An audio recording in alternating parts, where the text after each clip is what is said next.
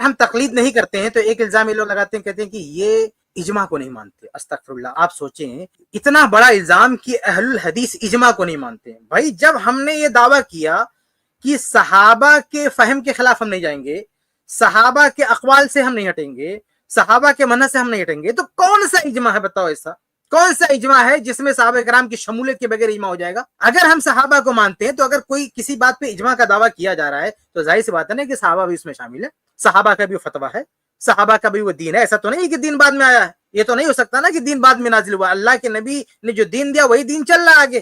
ایسا تو نہیں کہ نا کہ ائمہ نے کوئی دین بنایا ہے. تو اگر نماز کا کوئی مسئلہ ہے صحابہ کرام نے بھی اس کو بیان کیا ہے، زکوٰۃ کا کوئی مسئلہ ہے صحابہ کرام نے بھی بیان کیا ہے. جب ہم یہ کہتے ہیں کہ صحابہ کو مانتے ہیں تو صحابہ کے فتاویٰ کو چھوڑ کے، صحابہ کے اقوال کو چھوڑ کے اجماع کا انعقاد کیسے ہو سکتا ہے کسی مسئلے پر؟ الا ہے کہ کوئی نوازل کا مسئلہ ہو، کوئی الگ مسئلہ ہو تو وہ الگ بات ہے. لیکن ہم جو ہے صحابہ سے جب ہٹنے والے نہیں ہیں تو عام طور سے عام مسائل میں صحابہ کرام کا کوئی نہ کوئی قول رہتا ہے. تو اس لیے یہ کہنا کہ بھی اجماع کے خلاف ہے یہ بالکل غلط بات ہے. اور کسی بھی جو ہے کسی بھی مسئلے میں اس کو بھی کوئی پروف کرے نا. اگر کوئی دعویٰ کرتا ہے کہ اہل الحدیث اجماع کے خلاف ہیں تو کوئی ثبوت دے، کوئی ایک مثال بیان کریں کہ دیکھو یہ فلاں مسئلہ ہے، اس پر پوری امت کا اجماع ہے اور اس اجماع کے خلاف اہل الحدیث سے ایسا کوئی ایک مسئلہ بتا دے.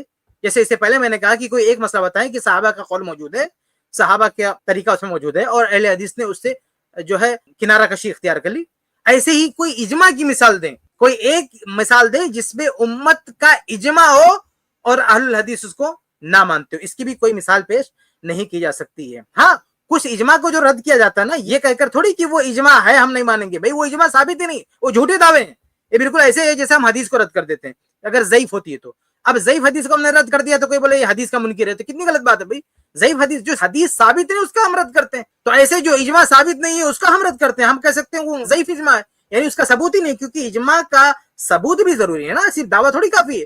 تو جب اللہ کے نبی صلی اللہ علیہ وسلم کے حوالے سے کوئی دعویٰ کرتا ہے اور بغیر ثبوت کے ہم نہیں مانتے، تو علماء کے تعلق سے کوئی دعویٰ کر لے گا بغیر ثبوت کے ہم اس کو کیسے مان لیں گے؟ تو ایسا اجماع جو ثابت نہیں ہے بلکہ جو محدثین کے اقوال یا علماء کے فقہا کی تصریحات کے بھی خلاف ہے، تو ایسے اجماع کو ہم نہیں مانتے. لیکن جو ثابت شدہ اجماع ہے ہم اس کو مانتے ہیں.